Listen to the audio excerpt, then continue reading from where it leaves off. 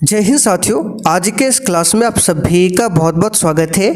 तो साथियों, बिहार पुलिस की नई भर्ती के लिए हमने एक न्यू बैच को स्टार्ट किया है, जिसमें साथियों आपका ऑलरेडी 2 क्लास हो चुका है। आज आपका तीसरा क्लास चलेगा। तो साथियों, जो भी चैनल पर पहली बार आए हैं, अगर आप लोग इस बैच को ज्वाइन करना चाहते हैं तो डिस्क्रिप्शन बॉक्स में हमारा एप्लीकेशन का लिंक मिल जाएगा, जाकर डाउनलोड कर लीजिए। एप्लीकेशन का नाम है सक्सेस वर्ल्ड MCQ, ठीक है। और पीछे जो 2 क्लास हुआ है उसका PDF भी वहाँ पर आंसर के साथ में डाल दिया गया है, जैसे कि आप लोग स्क्रीन पर देख सकते हैं। कुछ इस प्रकार से PDF आपको एप्लीकेशन पर मिलेगा, आंसर आपको नीचे मिलेगा। तो जाइए, जाकर आप लोग रिविजन कीजिए। तो चलिए, आज आपका तीसरा क्लास चलेगा, तो फटाफट से आप लोग लाइव क्लास को ज्वाइन कीजिए। सभी फ्रेंड्स को गुड इवनिंग, गुड इवनिंग। तो साथियों, क्लास स्टार्ट करने से पहले आप सभी को बता देते हैं, ये बायोलॉजी का नोट्स है और क्लास के लास्ट में इसका डिस्कशन करेंगे। आप लोग स्क्रीन पर देख सकते हैं, इसका PDF भी एप्लीकेशन पर डाल दिया गया है। तो साथियों, आज का पहला क्वेश्चन देखिए, किसके परिणाम स्वरूप 5वीं शताब्दी ईस्वी सन में गुप्त साम्राज्य का पतन हुआ था? चालुक्य, ग्रीक आक्रमण, हुन आक्रमण या फिर डी पल्लव? साथियों, बिल्कुल आपको सोच समझकर आंसर करना है और प्रत्येक स्टूडेंट को नीचे लाइव चैट में अपना अपना आंसर देना है। तो देखिए, यहाँ पर इस क्वेश्चन का आंसर क्या होगा? इसका आंसर हो जाएगा हुन आक्रमण से। आपको ध्यान रखना है, गुप्त साम्राज्य का जो पतन हुआ था ये हुन आक्रमण से हुआ था। अच्छा, हुन का जो आक्रमण हुआ था, यहाँ से क्वेश्चन बन सकता है कि जिस समय हुन का आक्रमण हुआ था, गुप्त शासक कौन था? तो याद रखिएगा, स्कंद गुप्त। कौन था? स्कंद गुप्त था। गुप्त वंश की बात करें, इसकी स्थापना श्री गुप्त ने किया था। और गुप्त वंश का अंतिम शासक कौन हुआ? तो याद रखिएगा, गुप्त वंश का अंतिम शासक था स्कंद गुप्त। तो यहाँ पर सी वाला ऑप्शन आपका सही जवाब है। और यहाँ से आपको एक क्वेश्चन और ध्यान रखना है, गुप्त साम्राज्य को स्वर्ण युग भी बोला जाता है। आगे देखिए, प्रशासन के क्षेत्र में चोल राजवंश का मुख्य योगदान क्या है? चलिए, क्वेश्चन नंबर 2 के लिए आंसर बताइए। और साथियों, प्रश्नों के साथ हम आपको जितने भी एक्स्ट्रा फैक्ट को बताएंगे उसको आपको केवल ध्यानपूर्वक सुनना है, ठीक है। वहाँ से भी एग्जाम में क्वेश्चन बनता है और ये बिल्कुल आपके 9th 10th NCERT based question है, इसलिए बिल्कुल भी सेशन को स्किप ना करें। तो प्रशासन के क्षेत्र में चोल राजवंश का जो मुख्य योगदान है, एक संगठित स्थानीय स्वशासन में। डी वाला ऑप्शन यहाँ पर आपका सही जवाब है। अब चोल राजवंश की बात कर लेते हैं, तो इसकी स्थापना किसने किया था? विजयालय ने। किसने किया था? तो विजयालय ने चोल राजवंश की स्थापना किया था। चोल वंश की राजधानी कहाँ पर थी? तंजौर। कहाँ पर थी? तंजौर थी चोल राजवंश की राजधानी, इस बात को भी ध्यान रखिए। मुगल शासन में मनसबदारी प्रणाली का प्रवर्तन डैश द्वारा किया गया था? चलिए, क्वेश्चन नंबर 3 के लिए आप लोग आंसर बताइए। और साथियों, एप्लीकेशन पर आपको बिहार पुलिस का कोर्स मिल जाएगा और कोर्स परचेज करने के बाद अगर आपको किसी भी प्रकार की समस्या आती है तो मेरा व्हाट्सएप नंबर लिख लीजिए, 96 31 88 70 58। इस पर आपको क्या करना है? स्क्रीनशॉट लेकर मैसेज करना है, ठीक है। तो मुगल शासन में मनसबदारी प्रणाली का जो प्रवर्तन है ये किसके द्वारा किया गया था? तो याद रखिएगा, अकबर के द्वारा। किसके द्वारा? अकबर के द्वारा। अच्छा, अकबर के द्वारा मनसबदारी प्रणाली को लागू कब किया गया था? तो 1574 में। कब? 1574 में, ठीक है। अच्छा, यहाँ से क्वेश्चन और बनता है कि अकबर ने तीर्थ यात्रा कर कब समाप्त किया था? तो डेट याद रखिएगा, 1563 में, ठीक है। 1563 में अकबर ने तीर्थ यात्रा कर को समाप्त किया था। 1574 में मनसबदारी प्रणाली की शुरुआत किया था। और अकबर ने दीन ए इलाही धर्म की स्थापना कब किया था? तो 1582 में। चलिए आगे देखते हैं। मुगल काल में सर्वाधिक मनसबदार किसके शासनकाल में था? तो साथियों मुगल काल में सर्वाधिक मनसबदार की बात करें, ये किसके शासनकाल में था? औरंगजेब के काल में। यहाँ पर पहला वाला ऑप्शन आपका सही जवाब है। औरंगजेब की बात करें तो इसको जिंदा पीर, ठीक है, किस नाम से जाना जाता है? जिंदा पीर के नाम से जाना जाता है। औरंगजेब ने ही जजिया कर को पुनः लागू किया था। कब लागू किया था? तो 1679 में। ठीक है, अगर आपसे क्वेश्चन पूछे कि बताइए औरंगजेब ने जजिया कर को दोबारा कब लागू किया था? तो 1679 में। निम्न में से किस अंग्रेज व्यक्ति ने पहली बार श्रीमद् भागवत गीता का अनुवाद अंग्रेजी में किया था? चलिए क्वेश्चन नंबर 5 के लिए बताइए। अच्छा, आपसे अगर एक क्वेश्चन पूछे कि बताइए पहला अंग्रेज कौन था जो कि मुगल दरबार में आया था? जिसको पता है आप लोग कमेंट करके बता सकते हैं। मुगल दरबार में आने वाला पहला अंग्रेज कौन था? तो याद रखिएगा कैप्टन हॉकिंस। ठीक है, 1608 में आया था। ठीक है, किसके दरबार में? तो जहांगीर के दरबार में आया था, लेकिन जहांगीर से मिला था 1609 में। 1608 में भारत आ गया था, लेकिन जहांगीर से मुलाकात होती है 1609 में।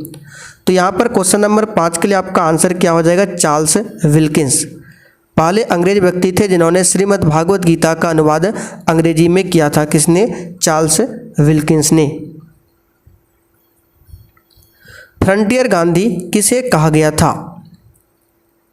बिल्कुल इसी टाइप का क्वेश्चन एग्जाम में पूछा जा रहा है। और साथियों बहुत ही जल्द प्रीवियस ईयर का जो क्वेश्चन है 2010 से लेकर अब तक बिहार पुलिस के एग्जाम में जितने भी क्वेश्चन पूछे गए हैं ऑलरेडी पहले से वीडियो बना हुआ है, लेकिन फिर से इसका क्लास आपको करा देंगे। तो फ्रंटियर गांधी किसे कहा जाता है? तो यहाँ पर इस क्वेश्चन का आंसर होगा खान अब्दुल गफ्फार खान। इसी को सीमांत गांधी भी कहा जाता है। अच्छा, चित्तरंजन दास को क्या कहा जाता है? देश बंधु। क्या बोला जाता है? देश बंधु बोला जाता है। गोपाल कृष्ण गोखले ने 1905 में सर्वेंट ऑफ इंडिया सोसाइटी की स्थापना किया था। ये ऑलरेडी बिहार पुलिस में पूछा हुआ क्वेश्चन है। किस गुप्त शासक को विक्रमादित्य की उपाधि दी गई? तो सिंपल सा क्वेश्चन है, चंद्रगुप्त द्वितीय। चंद्रगुप्त द्वितीय को विक्रमादित्य की उपाधि दिया गया है, इस बात को ध्यान रखिए। समुद्रगुप्त की बात करें तो भारत का नेपोलियन कहा जाता है। इस बार एग्जाम में पूछा गया था बिहार पुलिस के एग्जाम में। और समुद्रगुप्त का दरबारी कवि कौन है ये भी पूछा गया था। तो समुद्रगुप्त का दरबारी कवि हरिसेन है। कौन है? हरिसेन। ठीक है। सारनाथ का लॉयन कैपिटल किस शासक से संबंधित है?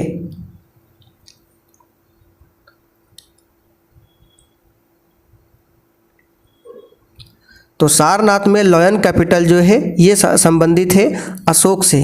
किससे संबंधित है? अशोक से संबंधित है। 1906 के कांग्रेस के वार्षिक अधिवेशन की अध्यक्षता किसने किया था? चलिए क्वेश्चन नंबर 9 के लिए आप लोग आंसर बताइए। तो इसका आंसर है दादा भाई नौरोजी। ठीक है, जिसे भारत का वृद्ध पुरुष भी बोला जाता है। इन्होंने एक पुस्तक लिखी है poverty and un British rule in India. ये किसकी पुस्तक है? तो दादा भाई नौरोजी की। तो यहाँ पर सी वाला ऑप्शन आपका सही जवाब है। एलिफेंटा में चट्टान काटकर बनाए गए प्रसिद्ध मंदिर निम्न में से किससे संबंधित है? चलिए क्वेश्चन नंबर 10 के लिए बताइए फटाफट से।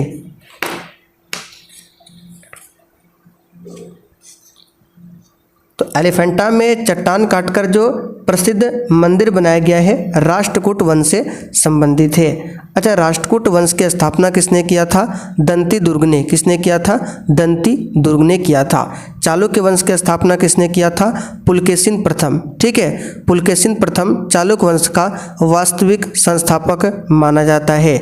और चोल वंश की स्थापना अभी हमने आपको बताया था विजयालय ने किया था। पल्लव वंश के संस्थापक कौन थे? सिंह विष्णु थे। कौन थे? सिंह विष्णु। प्रायद्वीप भूमि का एक फैलाव होता है जो लगभग पूरी तरह से घिरा होता है।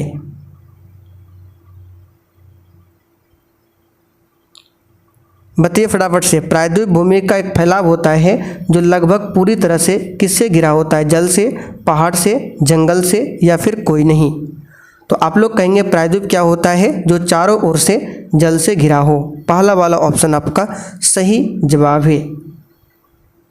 चलिए, सॉरी, प्रायद्वीप का मतलब होता है तीन ओर से पानी से घिरा हो, और एक होता है द्वीप, ये होता है चारों ओर से जल से। तो यहाँ पर आंसर हो जाएगा आपका जल से।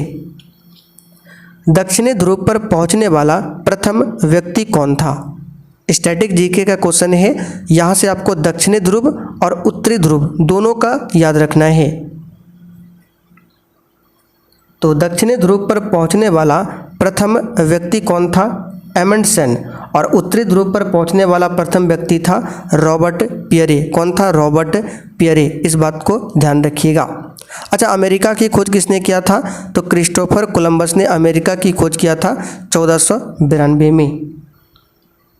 चलिए, और मैगेलन कौन था? तो पूरे विश्व का चक्कर लगाने वाला पहला व्यक्ति था मैगेलन। निम्नलिखित में से किस देश में यूक्रेटस व ट्रिगिस नदियां बहती है? यहाँ पर सही कर लीजिए, यूक्रेटस नहीं होगा, यूफ्रेटस होगा। कुछ इस प्रकार से होगा, यूफ्रेटस। तो यूफ्रेटस और ट्रिगिस नदियाँ जो बहती है, ये बहती है इराक में। कहाँ पर बहती है? इराक में बहती है। नील नदी पूछा जाता है, जो कि विश्व की सबसे लंबी नदी है। इसका उद्गम स्थल कहाँ पर है? ये क्वेश्चन इस बार बिहार पुलिस के एग्जाम में कई बार पूछा गया है। तो नील नदी का उद्गम विक्टोरिया झील से है। कहाँ से है? विक्टोरिया झील से। अच्छा, श्रीलंका की सबसे लंबी नदी पूछे, महावेली गंगा। जो भी एक्स्ट्रा फैक्ट को बताते हैं ध्यान से सुनिए। महावेली गंगा श्रीलंका की सबसे लंबी नदी है। स्वेज नहर के खुलते ही डैश और डैश के बीच समुद्री यात्रा का मार्ग छोटा हो गया। देखिए, स्वेज नहर की बात करें तो लाल सागर और भूमध्य सागर को जोड़ती है। ये क्वेश्चन भी इस बार पूछा गया था। फिर से रिपीट कर देते हैं। लाल सागर और भूमध्य सागर को कौन सा नहर जोड़ता है? तो स्वेज नहर। और जैसे ही स्वेज नहर खुलता है, ये लंदन और चेन्नई, भारत में चेन्नई है और लंदन की बात करें, इसके बीच समुद्री यात्रा का मार्ग छोटा हो गया। फॉरेस्ट रिसर्च सेंटर का मुख्यालय कहाँ पर है? बिल्कुल शुरुआत से तैयारी कर रहे हैं, इसलिए साथियों आप लोग एक भी क्लास को मिस ना करें और जितना जल्दी हो सके आप लोग एप्लीकेशन को डाउनलोड करके कोर्स को परचेज कर लीजिए। बाद में कोर्स का प्राइज बढ़ सकता है। तो साथियों, फॉरेस्ट रिसर्च सेंटर का मुख्यालय जो है ये आपका उत्तराखंड की राजधानी देहरादून में है। कहाँ पर है? देहरादून में। अगर आपसे पूछे कि बताइए भारतीय मौसम विज्ञान वेधशाला कहाँ पर है? नई दिल्ली में। और एप्लीकेशन पर शॉर्ट नोट्स भी दिया जा रहा है, आप लोग एक बार जाकर विजिट कर सकते हैं, ठीक है। तो भारतीय मौसम विज्ञान वेधशाला आपका नई दिल्ली में है। भारतीय सर्वेक्षण विभाग का मुख्यालय कहाँ पर है? देहरादून में। सिंह, जिराफ, बाइसन जैसे जानवर किस वन में पाए जाते हैं? इसका आंसर है पर्णपाती वन में। किस वन में? पर्णपाती वन में। इनमें से कौन सा सही नहीं है? आपके सामने चार ऑप्शन है। रबी, खरीफ, सी में भी खरीफ है, डी में भी रबी है। यानी कि इसमें से कौन सा फसल का जोड़ा गलत दिया हुआ है? तो इसका आंसर हो जाएगा बी वाला, चना खरीफ। चना खरीफ की फसल नहीं है, इस बात को ध्यान रखिएगा। चना जो है रबी की फसल है। रबी फसल में आपका गेहूं, जौ, चना, मटर, सरसों, मसूर, आलू, ये रबी की फसल है। वही खरीफ फसल की बात करें तो इसका सबसे अच्छा एग्जाम्पल याद रखिएगा, चावल। तो चावल पूछे तो खरीफ हो जाएगा। मक्का पूछे, ये भी आपका क्या हो जाएगा? खरीफ हो जाएगा। बाजरा भी क्या हो जाएगा? खरीफ हो जाएगा। अच्छा, मूंगफली पूछे तो ये भी खरीफ है। निम्नलिखित में से कौन सी कृषि विधा इको फ्रेंडली है? आंसर है ऑर्गेनिक फार्मिंग, ठीक है। ऑर्गेनिक फार्मिंग जो है कृषि विधा ये इको फ्रेंडली है, इस बात को ध्यान रखिएगा। प्राकृतिक कारणों से चट्टानों का टूटना क्या होता है? और आज के सेट में आप लोग कितने क्वेश्चन सही कर पाते हैं ये आपको सेशन के लास्ट में कमेंट करके बताना है। और साथियों, डिस्क्रिप्शन बॉक्स में टेलीग्राम का लिंक भी है, जाकर ज्वाइन कर लीजिए, क्योंकि क्लास की जो सारी जानकारी है वहीं पर दी जाती है। तो प्राकृतिक कारणों से चट्टानों का जो टूटना है ये क्या हो जाएगा? तो अपक्षय कहलाता है। प्राकृतिक कारणों से चट्टानों का टूटना अपक्षय कहलाता है। अपक्षय तो ऑप्शन में तो नहीं है, तो आंसर क्या हो जाएगा, इनमें से कोई नहीं। निम्न में से कौन कार्बोहाइड्रेट नहीं देता है?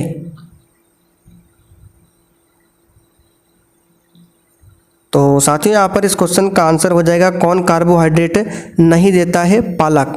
पालक जो है ये मुख्य रूप से आयरन का स्रोत है। निम्नलिखित में से कौन सा आंध्र प्रदेश का एक शास्त्रीय नृत्य है?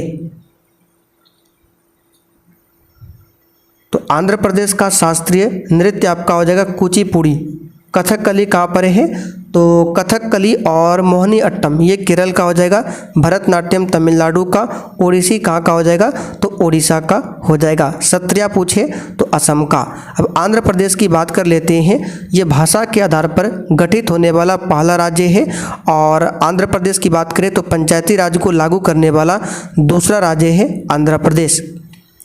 अनोखी वनस्पति और जीव जंतुओं का घर के रूप में प्रसिद्ध विश्व की सबसे बड़ी नदी योजना जो कि अमेजन है, ये किस देश में अवस्थित है? देखिए, जल धारण की दृष्टि से सबसे बड़ा नदी पूछे अमेजन है, लेकिन सबसे लंबी है नील नदी। तो फिलहाल इस क्वेश्चन का आंसर आपका हो जाएगा कौन सा,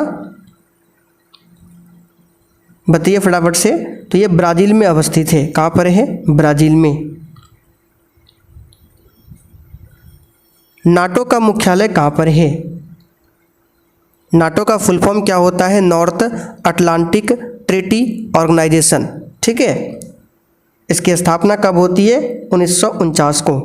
और इसका जो मुख्यालय है ये कहाँ पर है? बेल्जियम की राजधानी ब्रुसेल्स में। तो यहाँ पर देखिए पहला ऑप्शन में ब्रुसेल्स दिया हुआ है, ए वाला ऑप्शन आपका सही आंसर हो जाएगा। न्यूयॉर्क में किसका हेडक्वार्टर है? यूनिसेफ का। यूनिसेफ का हेडक्वार्टर कहाँ पर है? न्यूयॉर्क में है। अच्छा, यूनेस्को का मुख्यालय पूछे तो फ्रांस की राजधानी पेरिस में है। सारे फैक्टों को ध्यान रखिएगा। लंदन में एमनेस्टी इंटरनेशनल का मुख्यालय है। अंतर्राष्ट्रीय सर्वक्षमा क्या है? चलिए क्वेश्चन नंबर 24 के लिए फटाफट से आंसर कीजिए। जिनको जीके नहीं आता है बस आप लोग डेली क्लास को अटेंड कीजिए, फिर देखिए कमाल। तो अंतर्राष्ट्रीय सर्वक्षमा की बात करें तो ये एक मानव अधिकार समूह है। का क्या है? एक मानव अधिकार समूह है। अच्छा साथियों, अगर आपसे पूछे विश्व बैंक का मुख्यालय कहाँ पर है? वाशिंगटन डीसी में है। आर्किड भारत के कौन कौन से भाग में उगाई जाती है? देखिए, आर्किड की बात करें तो चट्टानों पर उगने वाला पौधा होता है, और ये ज़मीन पर भी कुछ पाया जाता है। ठीक है, तो आर्किड भारत के कौन कौन से भाग में उगाई जाती है? तो ठंडे और घाटी क्षेत्रों में। सत्यजीत राय फिल्म से उसी प्रकार संबंधित है जिस प्रकार पिकासो संबंधित है, यानी कि सत्यजीत राय जो है ये फिल्म से संबंधित है। तो आपको बताना है पिकासो किससे संबंधित है। ये पूछा हुआ क्वेश्चन है। ये क्वेश्चन आया था फायरमैन और बिहार पुलिस दोनों में आया है 2018 में।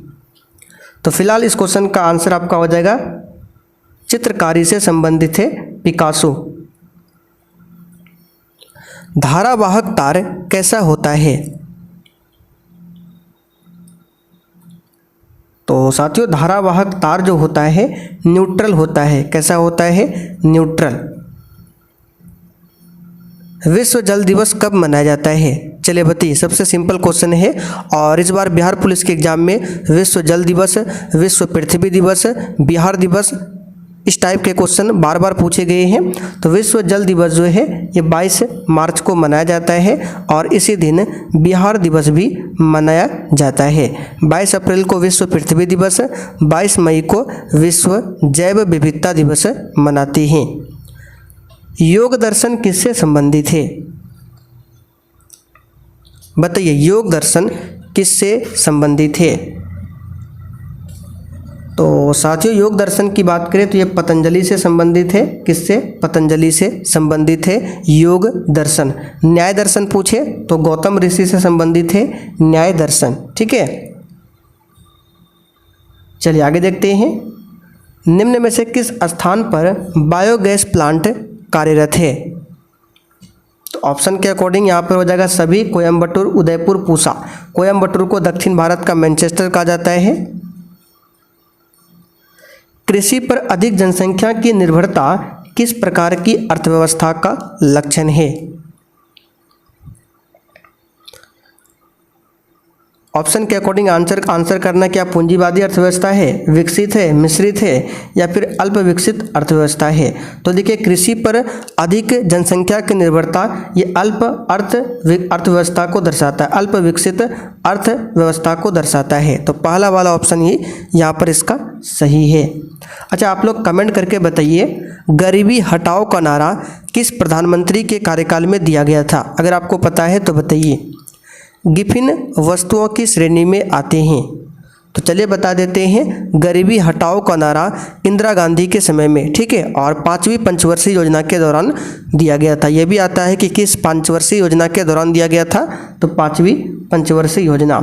तो विभिन्न वस्तुओं की श्रेणी में क्या आता है? तो यहाँ पर इस क्वेश्चन का आंसर होगा घटिया वस्तु, ठीक है। निम्नलिखित में से क्या द्वितीयक संचय यूनिट नहीं है? आंसर हो जाएगा रैम। क्या हो जाएगा? RAM, RAM, random access memory. ये द्वितीयक संचय यूनिट नहीं है। संघ लोक सेवा आयोग के सदस्य अपना इस्तीफा किसे सौंपता है? संघ लोक सेवा आयोग यानी कि UPSC की यहाँ पर बात की जा रही है। तो संघ लोक सेवा आयोग के सदस्य अपना इस्तीफा जो है ये किसे सौंपते हैं? तो राष्ट्रपति को। किसे सौंपते हैं? राष्ट्रपति को सौंपते हैं, ध्यान रखिएगा। संघ तथा राज्यों के लिए एक लोक सेवा आयोग होगा, इसके बारे में आर्टिकल 316 में बताया गया है। महिलाओं के लिए राज्यसभा में पारित आरक्षण विधेयक जिसमें 33% आरक्षण का प्रावधान किया गया है, इसका संबंध किससे है? संसद और विधानसभा दोनों से है। बी ऑप्शन आपका सही आंसर हो जाएगा। विधानसभा हर एक राज्यों में है, लेकिन विधान परिषद हर एक राज्यों में नहीं है। जिस प्रकार संसद में लोकसभा, राज्यसभा होता है, उसी प्रकार राज्य में विधान मंडल होता है। जिस प्रकार संसद होता है, उसी प्रकार विधान मंडल होता है। विधान मंडल में भी आपका क्या क्या होता है? तो विधानसभा और विधान परिषद। विधान परिषद 6 राज्यों में ही उपलब्ध है, ठीक है। ब्रिटिश संसद के लिए चुनाव जीतने वाले प्रथम भारतीय कौन थे?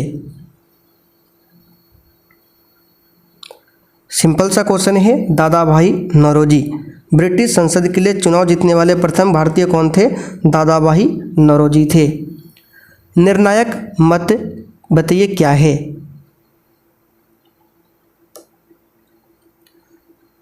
देखिए, जब दोनों पक्षों में वोट जो होता है वो टाइड हो जाता है, यानी सहबद्ध हो जाता है, तो निर्णायक मत होता है। तो यहाँ पर देखिए, जब दोनों पक्ष सहबद्ध यानी कि टाइड होता है तो निर्णायक मत होता है। यहाँ पर डी वाला ऑप्शन आपका सही जवाब है।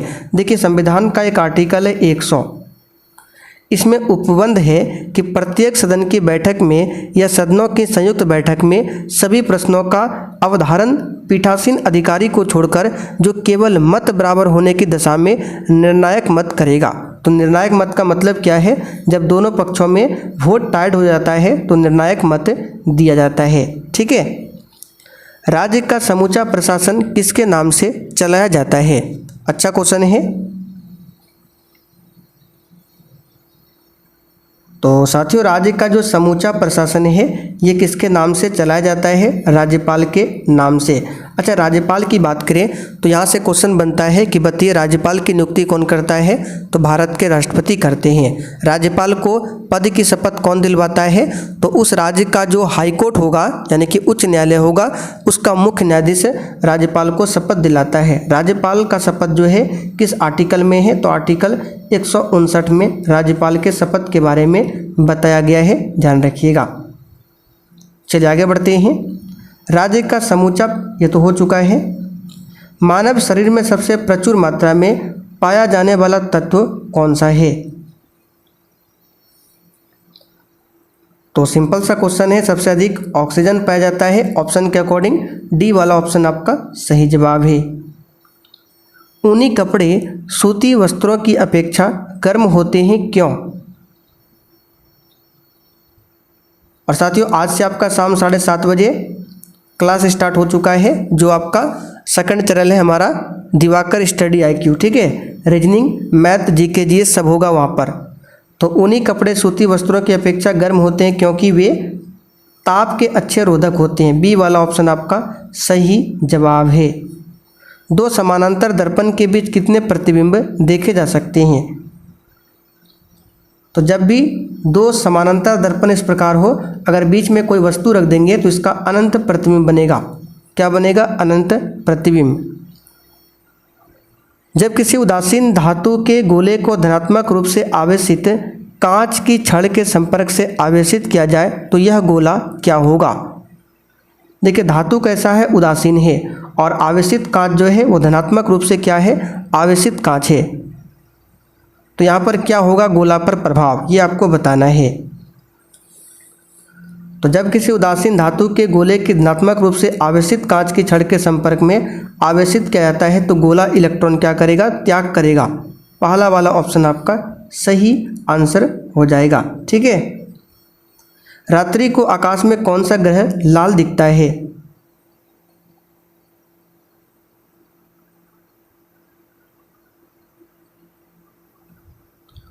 तो सिंपल सा क्वेश्चन है, रात्रि को मंगल ग्रह लाल दिखाई पड़ता है, ठीक है। बी वाला ऑप्शन आपका सही जवाब है। बुध ग्रह सौरमंडल का सबसे छोटा है, बृहस्पति ग्रह सबसे बड़ा है, शनि ग्रह दूसरा सबसे बड़ा ग्रह है। सूर्य की किरण में कितने रंग होते हैं? ये तो पहले भी हमने बताया था आपको, 7 रंग होते हैं। अच्छा, आप लोग कमेंट करके बताइए इंद्रधनुष में सबसे ऊपर कौन सा रंग होता है? जिसको पता है बता सकते हैं। दो वेक्टर जिनका मान अलग है,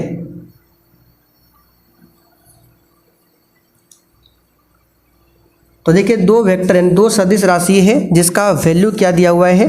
अलग दिया हुआ है। तो बताइए उसमें क्या होगा? दिशा अलग होगा, परिणाम शून्य होगा, या फिर क्या होगा? तो यहाँ पर इसका आंसर होगा उसका परिणाम शून्य नहीं हो सकता है जब दो वेक्टर क्या हो जिसका अलग अलग मान का हो, ठीक है।